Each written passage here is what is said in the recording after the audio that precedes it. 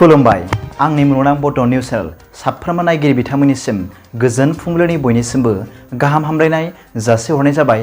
आसा खालामो नोंथांमोनहा गासै मोजाङै दं। बे समाव आं नोंथांमोननि सिगाङाव फुंबिलिनि मोननैसो खौरां लाना फैलायबाय। अन्नानै भिडिअखौ स्किप खालामाजासे जोबजासिम नायलांदो। दिनैनि फुंबिलिनि मोननैसो खौरांफोरा जाबाय। गिबि रादाबाव दं। मैया मध्य प्रदेशआव सासे 15 बोसोरनि हिन्जावसाखौ जिनाहारि खालामदों होनना मिथिनो मोन्दों। खौरां मोननाय बादिब्ला साथाम लाइमोन सेंग्राया सासे 15 बोसोरनि हिन्जावसाखौ जिनाहारि खालामनानै आरो भिडिअ खालामनानै समाजारि बिजोङाव गोसारहोदों होनना मिथिनो मोननाय जादों। बिसोर साथाम लाइमोन सेंग्राफोरनि गेजेराव पुलिसआ सानैखौ हमनो हाबाय होनना मिथिनो मोननाय जादों आरो सासेया खारखोमाना दं होनना मिथिनो मोन्दों। बे जाथाया मध्य प्रदेशनि बिरलाग्राम पुलिस थानानि सिङाव थानाय लासुदिया जयसिं गामियाव जादों होनना मिथिनो मोननाय जादों। हमजानाय सानै लाइमोन सेंग्राफोरखौ पस्क' आयेननि गेजेरजों केस रेजिस्टार खालामनाय जाबाय होनना मिथिनो मोननाय जादों। नैथि रादाबाव दं। मैया नगावआव नंखाय रांजों लोगोसे नंखाय रां साफायग्रा मेसिनबो हमनो हादों होनना मिथिनो मोन्दों। खौरां मोननाय बादिब्ला नगाव पुलिसआ साहिदुल इस्लामनि न'निफ्राय 1.62 लाख नंखाय रांजों लोगोसे नंखाय रां साफायग्रा मेसिनबो हमनो मोन्दों होनना मिथिनो मोननाय जादों।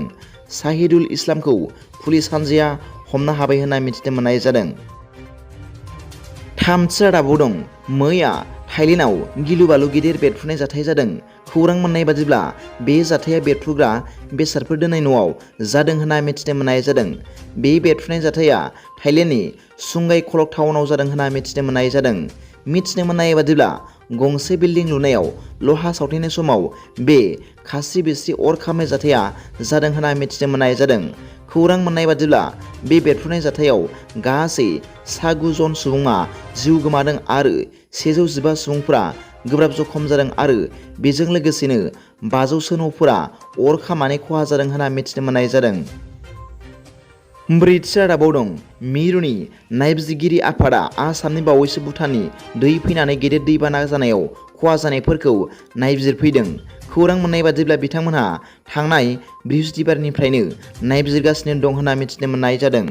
मिथिनो मोननाय बादिब्ला मिरुनि बे नायबिजिरगिरि आफादा मोननै हानजायाव राननानै दैबानानि गोहोम खोख्लैनाय ओनसोलफोर लखिमपुर, धेमाजि, बिश्वनाथ, बाक्सा, बरपेटा, चिरां, बजालि आरो नलबारि जिल्लाफोराव नायबिजिरफैदों आरो आसाम सरकारनि बिबानगिरिफोरखौ समजों लोगोसे दैबानानि जिअ'टेक फट'ग्राफ हरनो खावलायदों होनना मिथिनो मोननाय जादों। मिरुनि नायसंनाय खारि बुथुमनाय बादिब्ला देग्लाय बोसोरनि दैबानायाव थैनाय सुबुंफोरनि अनजिमाया 9 जन जाबाय आरो दासिमबो आसामनि मोननै जिल्लानि 9,000 सुबुंफोरा दैबाना लोमजानानै दं होनना मिथिनो मोननाय जादों। दिनैनि फुंबिलिनि मोननैसो खौरांफोरा दा बेखिनिल'मोन। भिडिअखौ मोजां मोनदोंब्ला आंनि बे मुलुगनां बड' निउस चेनेलखौ अन्नानै साबस्क्राइब खालाम आरो बेल आइकनआवबो थुनानै ला, जाहाथे आं गोदान निउस आपडेट लानानै फैब्ला नोंथांनियाव सिगांग्रो नटिफिकेसन सौहैयो। दा बेलासिनि रादाबाव नोंथांमोनखौ आंनि बे चेनेलाव गासैखौबो बरायहरनाय जाबाय। गोजोन्थों। एसेनोसै। जै बर' हारिनि जै।